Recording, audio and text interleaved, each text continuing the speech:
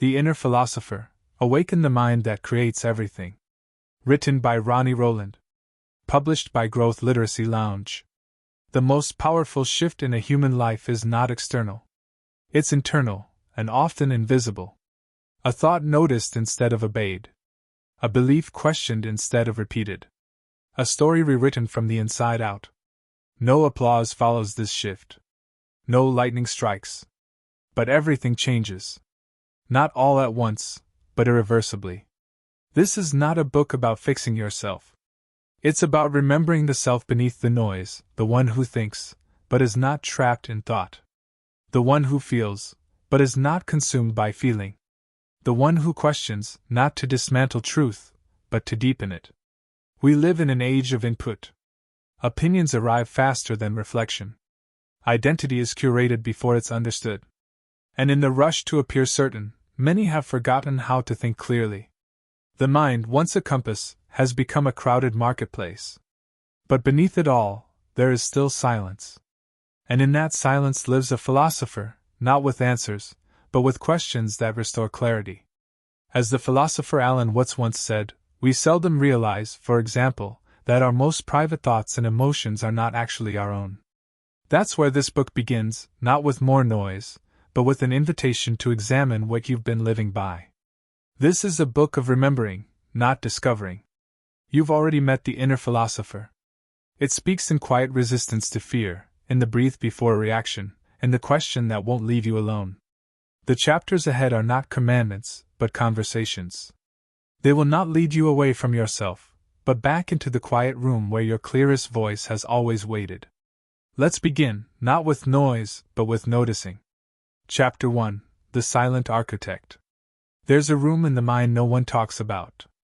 It has no doors, no windows, no sound, only a quiet desk and a chair where the architect of your life sits, pen in hand. Most people never enter that room. They live in the hallway, reacting to blueprints they didn't draw. The ceiling leaks anxiety. The walls echo judgment. And every hallway leads somewhere they didn't choose. But the room is still there. The chair is still waiting. And the pen still writes. The modern mind is a noisy one. Algorithms finish your sentences, calendars direct your time, and inherited beliefs whisper their instructions through every decision. What you think you live. But few ask where those thoughts came from. Fewer still challenge them. The mind becomes a printing press of inherited narratives, stories passed down by parents, culture, failure, shame. A mistake at 12 becomes a personality at 30. A single comment becomes a lifelong limit. The inner philosopher doesn't rage against these things. It questions them. Imagine watching a storm from behind glass. The winds howl. The trees bend. But you're dry. Safe. Observing. That's the posture of the inner philosopher. It watches the emotional weather without becoming it. When a thought arises, I'm not good enough, the philosopher doesn't accept it as truth. It holds the thought up to the light and asks, where did this come from? Who benefits if I believe this? What else could be true? In that inquiry, power returns. Cognitive scientists call this metacognition, the ability to think about thought. It's what separates human beings from reactive instinct. Viktor Frankl once wrote, between stimulus and response there is a space. In that space is our power to choose our response. That space is sacred. It's where the philosopher lives. It doesn't rush to judgment or grip identity like a sword. It pauses. It breathes. It sees thought as a tool, not a master. And slowly, the architecture of life begins to shift. This chapter is not an invitation to silence your mind. It's a call to observe it. To pull up the chair in that silent room. To take the pen back from autopilot and ask what story you're writing. When you believe every thought, you live as a character. When you observe them, you become the author. And with authorship comes freedom, the kind that isn't loud or boastful, but still and clear and unshakable. So begin not with a change in behavior, but a change in awareness. The next time a critical thought arises, don't argue with it. Don't obey it. Just watch. Name it. That's a fear script. That's an old belief. That's not mine. This small act of witnessing dissolves its power. And the more you witness, the more you awaken the one who can rewrite. The inner philosopher doesn't promise certainty. It promises clarity. And clarity creates choice. What you notice, you can navigate. What you navigate, you can reshape. Life is not written in stone. It is etched in sand, and the tide of awareness can redraw the shore at will. You are not your thoughts, you are the observer of them. The inner philosopher lives in the space between stimulus and response. Metacognition is the beginning of mental freedom. What thought have you accepted as truth that may only be an old script? Today, when a limiting thought arises, pause and label it. Say silently, "This is a thought, not a fact." Then breathe. Chapter 2: The Cage Made of Questions. A lion born in a zoo doesn't pace because of the bars, it paces because it doesn't know what open plains feel like. Thoughts can build cages just as real as steel. Not with chains, but with questions that sound innocent on the surface. What if I fail? What will they think? Who am I to try? Over time, these questions become walls. And the more you answer them without scrutiny, the more confined your world becomes. The tragedy? The door has always been open. The inner philosopher doesn't demolish walls with brute force. It studies them. It traces the first brick to its origin. Often that first brick was laid by someone else, an offhand remark, a painful memory, a cultural script absorbed without consent. A teacher's dismissive tone. A parent's unresolved fear. A moment of shame that fossilized into identity. And then, without realizing it, you began asking the wrong questions in the wrong direction. Instead of what's possible, you asked what's safe. Instead of what's true, you asked what will keep me accepted? Safety became the architect. And curiosity was buried beneath its foundation. The mind is a question machine. It's designed to seek, sort, label, and protect. But if it's never taught to question its own questions, it becomes a servant to fear disguised as logic. The inner philosopher doesn't answer every question, it interrogates the ones that imprison. Is this really my question, or one I inherited? Does this question create expansion or contraction in my body? Is this question leading me toward clarity or keeping me in doubt? Like a sculptor revealing form within stone, the philosopher chisels away the false by asking better questions. Neuroscience supports this process. The brain's default mode network, the part active during self-referential thinking, can be retrained. Studies in cognitive behavioral therapy show that reframing internal questions reduces anxiety and improves decision-making. When you replace "what if I'm not enough?" with what evidence supports that belief, the brain begins to build new pathways. These aren't just poetic shifts. They're biological upgrades. The mind becomes what it repeats. But repetition alone doesn't free you. It must be conscious. A parrot can mimic wisdom. Only a philosopher understands it. When you blindly repeat affirmations, you're painting the walls of the cage. But when you ask, "Why do I believe I need this cage?" the structure begins to shake.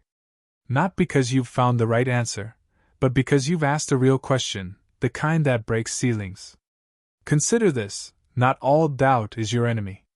The inner philosopher invites doubt not to destroy you, but to refine you. Doubt, when conscious, purifies. It dissolves ego. It humbles assumptions. It opens the hand that's been gripping certainty too tightly. In that openness, new truths can land.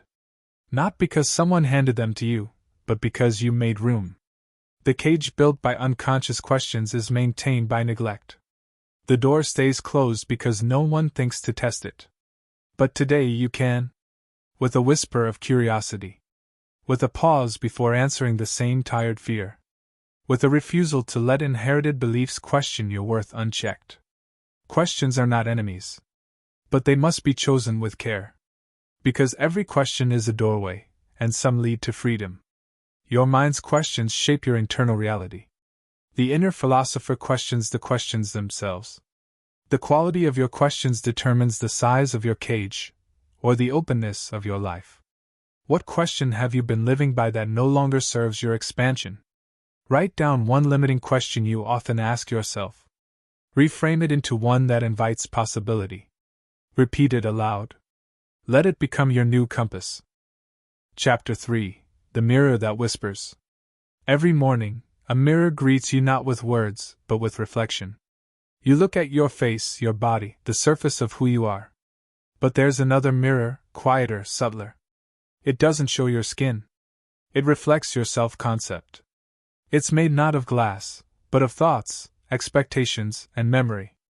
And unlike the bathroom mirror, this one whispers. You hear it when you try something new and feel the sudden urge to retreat. You feel it when you look for validation in someone's eyes. It whispers not who you are, but who you believe you are. That whisper has been shaped over years, molded by experiences you didn't fully choose. A child who was overlooked becomes the adult who never speaks up.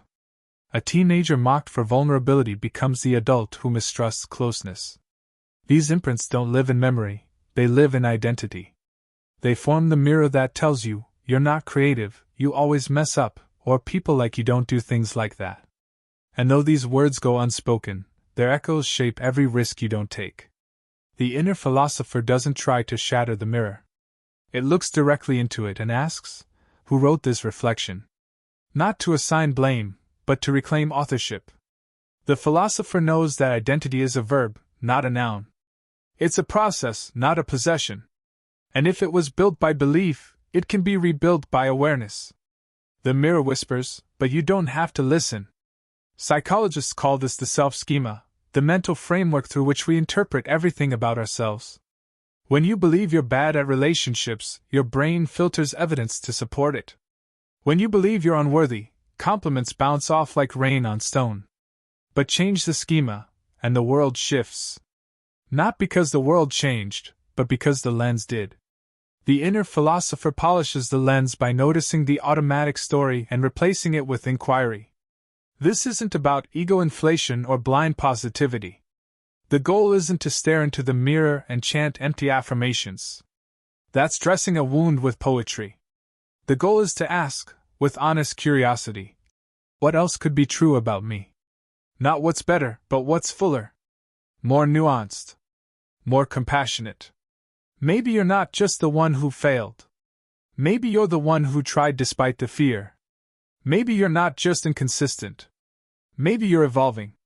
The mirror can hold many truths, if you dare to look beyond the first one. Change begins with seeing. Not changing the reflection, but seeing through it. The moment you realize your self-concept is a construction, not a verdict, the foundation trembles. And in that tremble, space opens. Space for new stories. For new evidence. For a new mirror, not one that whispers limitation, but one that reflects potential. It starts subtly. You respond instead of react. You speak up where you once shrunk. You notice the voice of doubt, but don't follow its lead. Slowly, the whisper changes. And the new whisper says, maybe I'm more than I thought. That maybe is the philosopher's favorite word. Because in maybe, there is room to grow.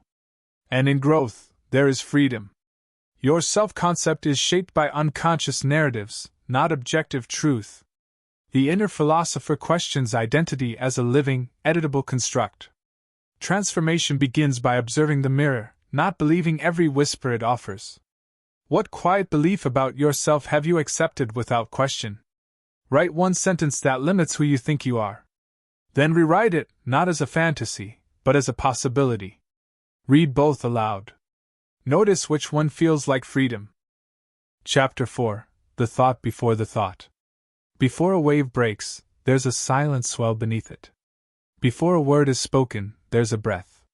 And before every action, there is a thought, but even before that, there is something subtler still. A flicker. A lean.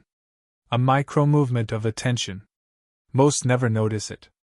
They see the crash of the wave, not the current that carried it. But the inner philosopher lives in this space, in the pre-thought moment, where reality is not yet formed, only suggested. In this subtle soil, the seeds of your life are planted. Most people believe they think consciously.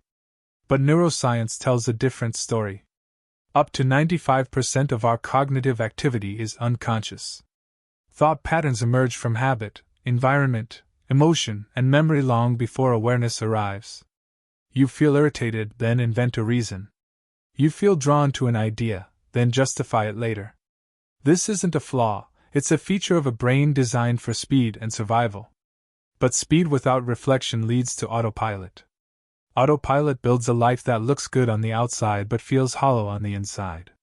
The inner philosopher doesn't try to slow the mind with force. It learns to notice the moment just before thought. That flicker of awareness when a judgment begins to form. That inhale before you explain yourself out of fear. It doesn't cling to the thought, nor fight it. It watches. And in that watchful pause, the machinery of habit is exposed. You begin to see not only what you think, but why, and even more, when. Consider this: attention is the true currency of creation. Wherever you place your attention, reality congeals. When attention goes to comparison, suffering grows. When it rests on gratitude, contentment expands. But what most miss is that attention has a direction, like wind. And the wind is guided by what you believe you need to survive. Approval. Safety. Control. Until that belief is questioned, your attention will always blow in the same direction, building the same life, shaped by the same storms. The inner philosopher turns gently into the wind. It asks, "What is my attention serving right now?" Not with guilt, but with curiosity. It doesn't demonize distraction or chase perfect focus. It simply redirects. Like a sailor adjusting the sails, the philosopher learns to steer not just thoughts, but the current that carries them. In doing so, the destination changes, not because the waves disappear, but because the hand on the wheel is awake. This practice is not grand or mystical. It begins with something as small as a breath. A single inhalation where you catch the moment before the reaction. The space between the comment and the anger. Between the craving and the impulse. That's where your power lives, not in forcing yourself to be calm, but in choosing where to look. Thought will arise. Emotion will come. But the one who notices has a choice. Awakening the thought before the thought is not about control. It's about communion, with your own mind, your own attention, your own agency. It's the art of becoming the observer not just of thoughts, but of the tide that carries them in.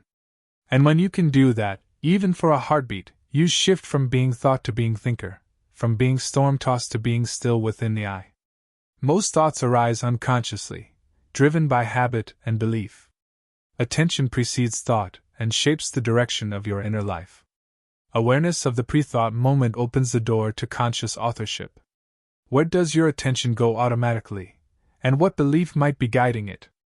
Pause today before reacting. Inhale.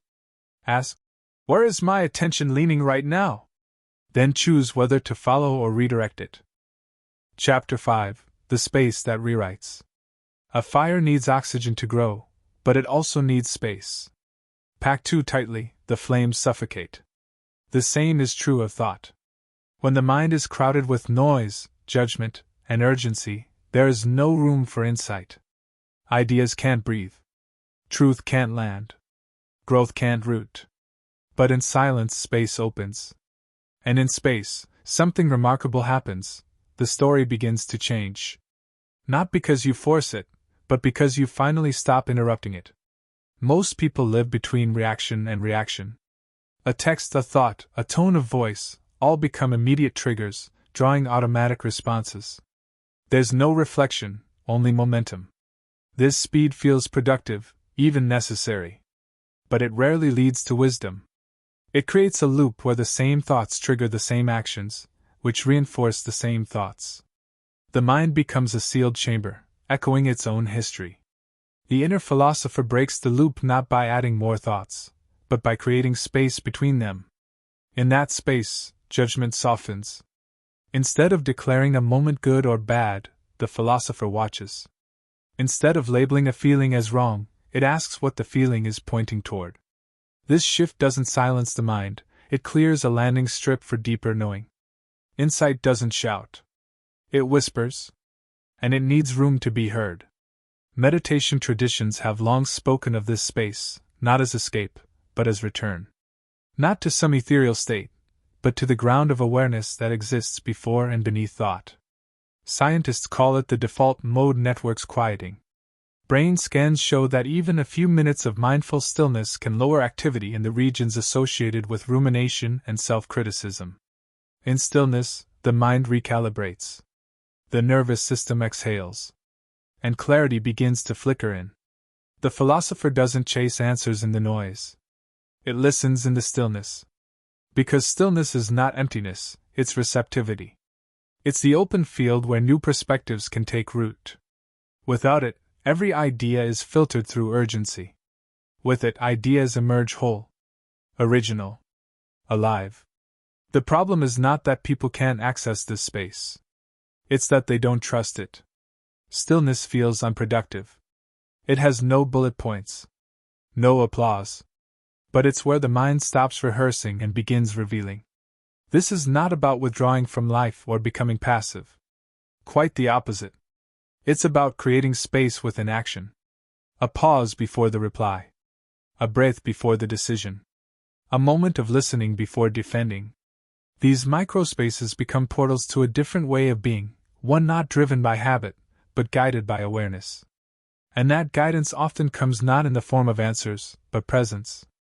Consider this: a great artist doesn't just paint with color. They paint with space.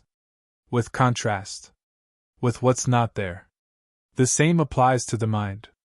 It's not just the thoughts you think, but the spaces between them that define your experience. The inner philosopher is not interested in filling those spaces with better noise. It seeks the kind of quiet that reorients. That dissolves what's false. That clears the page so something true can be written. To create this space, you don't need hours of meditation. You need willingness. One breath. One pause. One moment of noticing. These are not small acts. They are doorways. And through them, you don't just think differently. You become different. Because in the space between thoughts, the author returns to the page, and the story changes. Space is the invisible force that allows thought to transform. Stillness is not absence but presence, where insight can land. Creating space between reactions opens the door to wisdom. Where in your life is noise replacing insight? Take 2 minutes today to sit in silence without solving anything. Just notice what arises, and what doesn't. Chapter 6: The Emotion Beneath the Mask. Emotions rarely arrive alone. They wear masks. Anger often hides grief. Numbness often conceals fear. Even joy, at times, disguises desperation for approval. Most people respond to the mask, not the message. They get lost in the storm without noticing the cloud it came from. The inner philosopher doesn't chase the lightning. It studies the sky. It asks not, "How do I stop feeling this?" but, "What is this feeling trying to reveal?" Every emotion is a messenger. But when we resist the message, we distort the meaning. From a young age, many are taught to categorize emotions, some good, some bad. Happiness is rewarded. Sadness is tolerated. Anger is discouraged. Fear is shamed. This labeling turns the emotional landscape into a battlefield. People begin fighting their inner world, silencing signals that were never meant to be judged, only listened to. The consequence is disconnection. The signals don't stop. They just go underground. And what goes underground doesn't disappear. It directs behavior from the shadows. The inner philosopher brings these signals into the light. Not by dramatizing them, but by witnessing them without story. When sadness arises, it doesn't ask, "How do I fix this?" It asks, "Where is the wound?" When fear arises, it doesn't ask, "What's wrong with me?" It asks, "What part of me doesn't feel safe right now?" This orientation changes everything. The emotion becomes less of an enemy, more of an ally, an inner guide pointing toward unintegrated parts of self. Research in effective neuroscience confirms this. Emotions are not obstacles to rational thought, they are essential components of it. Antonio Damasio's studies revealed that individuals with damaged emotional centers in the brain struggled to make even basic decisions. Emotions carry data. The problem isn't emotion, it's avoidance. By suppressing what's uncomfortable, We also suppress what's wise. The philosopher listens, even when the voice trembles. To listen without judgment is not weakness. It is courage, the kind that turns inward when the world demands distraction. This doesn't mean indulging every mood or being ruled by feeling. It means allowing emotion to complete its message. Like a letter never opened, an unacknowledged emotion keeps knocking. Once opened, the knocking stops. Integration begins. And what was once overwhelming becomes informative. It's important to know the difference between feeling and fusion. Feeling is noticing the emotion. Fusion is becoming it. The inner philosopher feels fully but stays rooted in awareness. It lets the storm pass through without becoming the storm itself. In doing so, it learns to read the sky without losing the ground. When you begin treating emotions as intelligent rather than inconvenient, a shift occurs. Triggers become teachers. Pain becomes portal. Instead of asking, "Why am I feeling this again?" you ask, "What still needs healing here?" That single shift reframes the entire emotional experience, from something to escape to something to explore. And exploration leads to expansion. Emotion is not a flaw in the design. It is the design's heartbeat. It reminds you that you are alive, sensitive to life, open to beauty and risk and grief. The philosopher doesn't seek to remove feeling, but to read it clearly. And in that clarity, emotion stops being a threat. It becomes language. And language, when understood, becomes connection, first to self, then to everything else. Emotions are messengers, not problems to be solved. The inner philosopher listens beneath the surface of feeling to find meaning. Integration begins when emotion is witnessed without judgment. What emotion have you been resisting, and what might it be trying to reveal? Next time you feel a strong emotion, pause. Instead of reacting, ask, "What is this feeling here to teach me?" Chapter 7. The narrative you didn't know you were telling. Every life is a story, but not every story is consciously told. Most people live as characters inside a script they didn't write, reciting lines handed down by culture, trauma, expectation, and chance. The settings feel familiar. The plot twists feel inevitable. The roles feel fixed.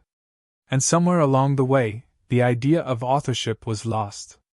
The inner philosopher reclaims it, not by rewriting everything at once, but by noticing the quiet narrative running underneath it all.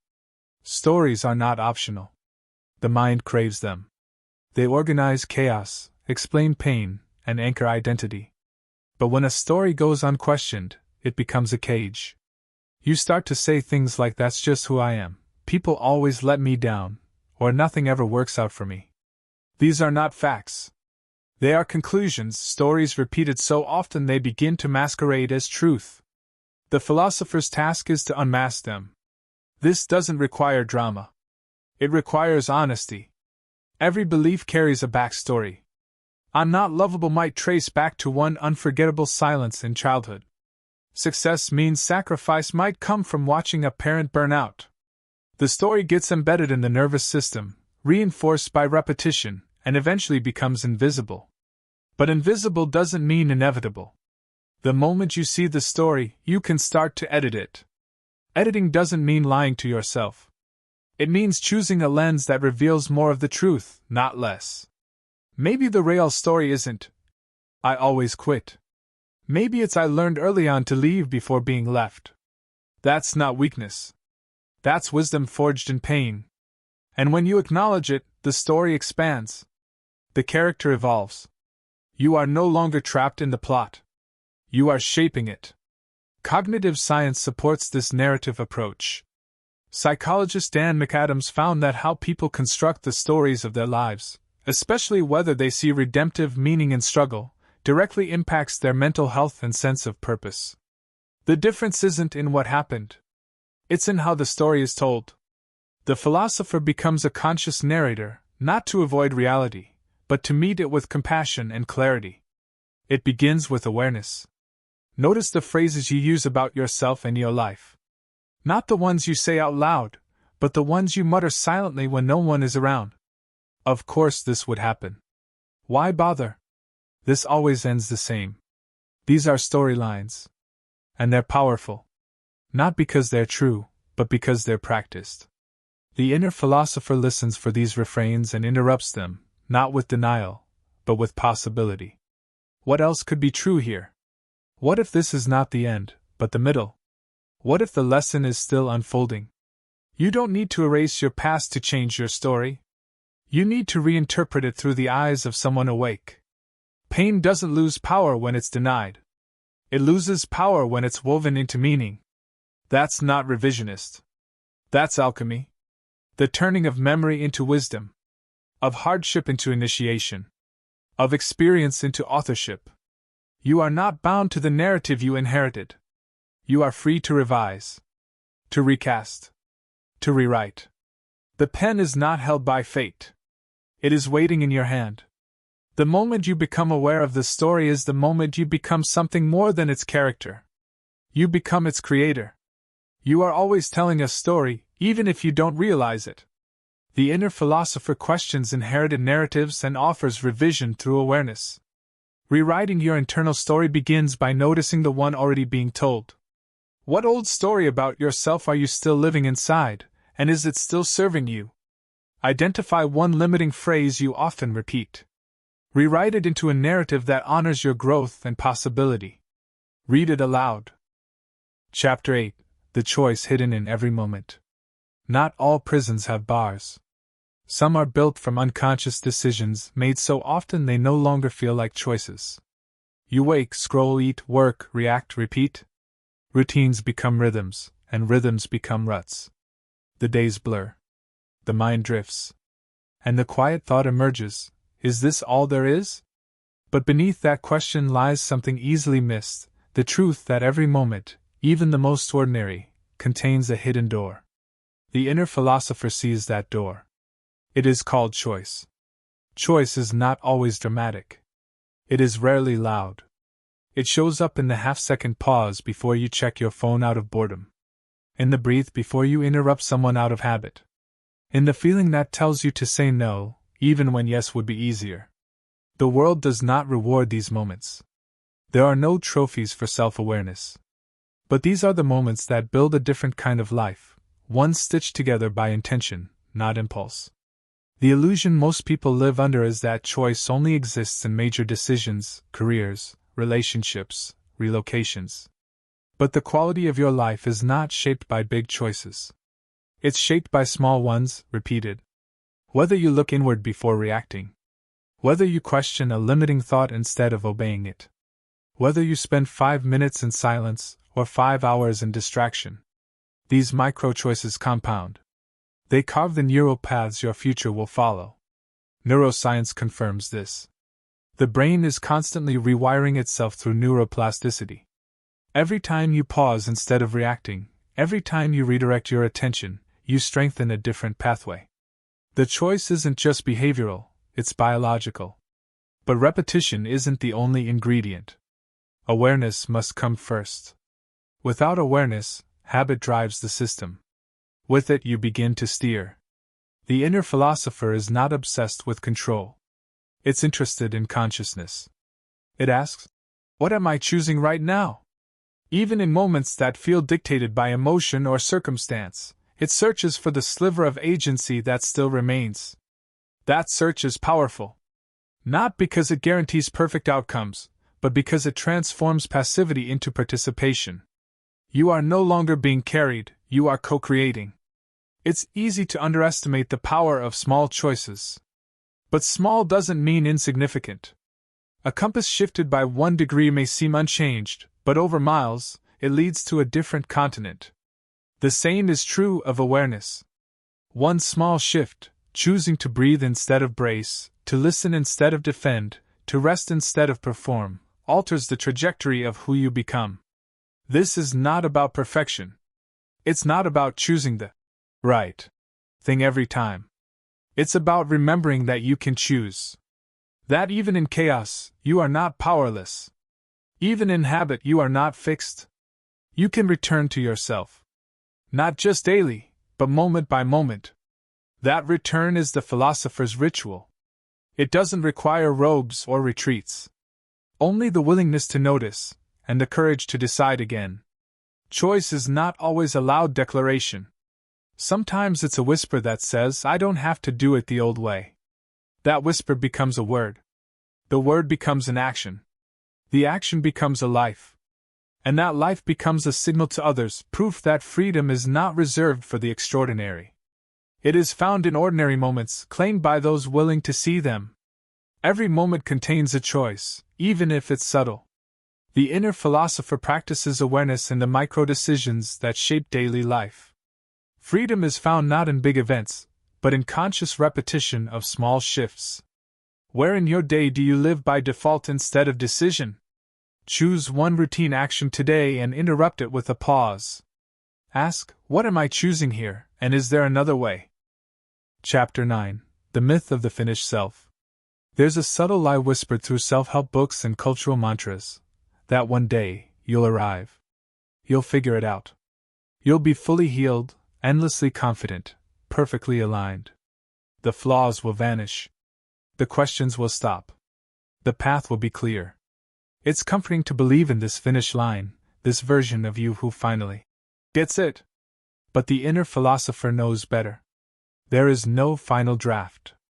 No ultimate version. You are not a product. You are a process.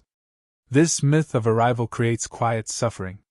People chase perfection not because they are broken, but because they've been taught that brokenness is failure. That confusion is weakness. That doubt disqualifies. So they hide the mess. They polish the mask.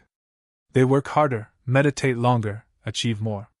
Not out of presence, but out of the desperate hope that effort will earn completion. But growth is not a transaction. It's a spiral. You circle back to the same wounds with deeper wisdom. The pain softens, but it may not disappear. The fear lessens, but it still whispers. That's not regression. That's depth. The inner philosopher sees this clearly. It doesn't seek to graduate from the human experience. It seeks to meet it fully. To recognize that evolution isn't a climb to the top, it's a deepening into truth. Some lessons return. Some questions linger. Some parts never become tidy. That's not evidence of failure. It's evidence of life. To be unfinished is not a flaw. It's an invitation. Psychological research supports this. Carol Dweck's concept of a growth mindset reveals that those who view intelligence, personality, and ability as fluid tend to adapt more, persist longer, and suffer less from setbacks. The belief that you are still becoming is not just comforting, it's empowering. It shifts the focus from performance to participation, from proving yourself to exploring yourself. This shift changes everything. It allows you to approach challenges with curiosity, not shame. To view your limits not as fixed barriers, but as frontiers of possibility. To meet your imperfections not as enemies, but as evidence of where light has yet to reach. You begin to see yourself not as a statue to be sculpted, but as a river, always flowing, always changing, never finished, always whole. It also softens your gaze toward others. When you stop demanding perfection in yourself, you stop expecting it in those around you. You see their contradictions not as hypocrisy, but as humanity. You realize that everyone is between drafts. Everyone is working with old sentences and new insights. Everyone is rewriting. That realization doesn't excuse harm, but it makes space for compassion, and compassion is the soil where transformation grows. The inner philosopher doesn't strive for arrival. It strives for awareness. Not to finish the work, but to be faithful to it. Not to eliminate all darkness, but to walk through it with eyes open. It knows that the self is not a statue in a museum. It is clay in motion. It bends, reshapes, dries, and softens again. The goal isn't to harden into something permanent. It's to stay pliable. Alive. Willing to be reshaped by truth. So let go of the myth. Not because you'll never grow, but because growth is not a race. You are not behind. You are not late. You are not broken waiting to be fixed. You are becoming. And becoming is not a detour from life. It is life. There is no final version of you, only deeper versions. The inner philosopher embraces growth as a spiral, not a straight line. You are a process, not a product, and that is your power. Where in your life are you waiting to be finished before feeling worthy? Today, replace one self-critical thought with this: I am in process, and that is enough. Chapter 10: The Compass Within. A compass doesn't shout. It doesn't argue or persuade. It doesn't change direction based on approval or applause. It simply points. Steady. Quiet. True. Every person carries such a compass within, a felt sense of rightness, a knowing before logic, a whisper that cuts through noise. But most have forgotten how to read it. Distracted by rules, roles, and rewards, they outsource direction to the loudest voice or the most familiar fear. The inner philosopher returns to the compass and learns to listen again. This inner compass isn't mystical. It's not based on perfection or certainty. It's the internal alignment you feel when your actions match your values, when your choices mirror your clarity, when your life begins to feel like it's flowing with, not against, your deeper current. The compass isn't always comfortable. Sometimes it leads you away from what's popular, predictable, or praised. But it never leads you wrong. It only stops speaking when you stop listening. Most people are trained to override it. They are taught to trust experts, traditions, trends, or fear disguised as wisdom. They're told to follow the plan, check the boxes, fit the mold. And when the compass nudges, when it says leave, rest, speak, change, they second-guess, delay, explain it away. Over time, the signal weakens. Not because it's gone, but because noise has filled the frequency. The philosopher clears the channel. This is not rebellion for rebellion's sake. It's discernment. It's the practice of learning to feel the difference between instinct and impulse, between alignment and addiction to comfort. It's subtle. It requires practice. But once felt, it becomes unmistakable. Like a melody beneath chaos, it rises when you pause long enough to hear it. There's growing science behind this intuition. Studies in interoception, the brain's ability to sense internal states, show that people who are attuned to their bodily cues make more consistent, values-aligned decisions. The gut feeling isn't magic. It's pattern recognition beneath the surface of consciousness. Your body is constantly scanning, learning, noticing. The compass is biological, emotional, and spiritual all at once. The challenge isn't finding the compass. It's trusting it. Especially when it leads into unfamiliar territory. Especially when others don't understand. But the philosopher knows, the compass doesn't guarantee ease. It guarantees integrity. And that integrity builds a life that feels like yours. Not borrowed. Not inherited. Chosen. This trust must be practiced. It begins with small things, declining a commitment that drains you, saying yes to something that lights you up even if it doesn't make sense on paper, resting when the world says produce, speaking when silence would be safer. Each act reinforces the compass. Each moment becomes a message to your system: I will listen. I will follow. And then, something shifts. Not overnight. Not in spectacle. But in substance. You stop seeking constant external validation. You stop fearing detours. You begin to walk with a different posture, not arrogant, not certain, but anchored. You realize the path doesn't need to be known in advance. It only needs to be felt, one moment at a time. The philosopher's journey is not mapped. It is navigated. Through presence. Through integrity.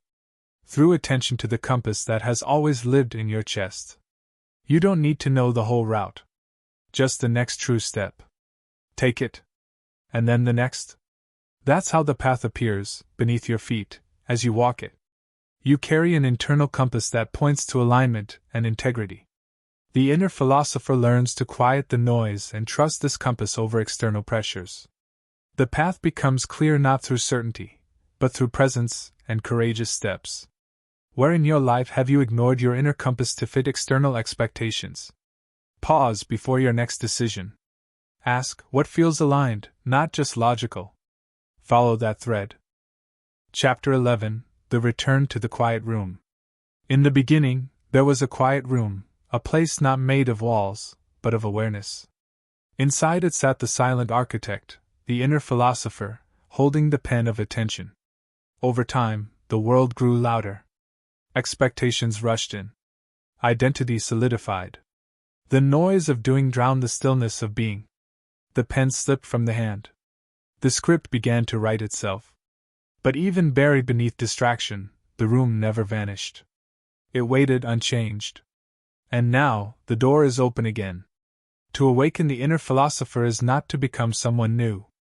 It is to return to someone ancient within you. The one who questions without fear. The one who watches before reacting. The one who remembers that thought is not fact, emotion is not enemy, and belief is not destiny. This return is not a single epiphany. It's a practice. A devotion. A way of seeing that cuts through appearances to the pulse beneath. It is learning to live not from the story, but from the source. This source is not loud. It does not compete. It waits. It watches. It whispers in moments of stillness and speaks clearest when the mind is quiet. It asks better questions. It sees deeper truths. It knows that freedom is not the absence of limitation, but the presence of awareness inside it. That suffering doesn't come from pain alone, but from the story wrapped around it. That meaning is not found, it is made. The world outside the quiet room is relentless. It demands reaction. It rewards speed. It sells certainty. But the philosopher sees through these illusions. It knows that every decision made without awareness becomes part of someone else's story. That attention is not neutral, it's currency.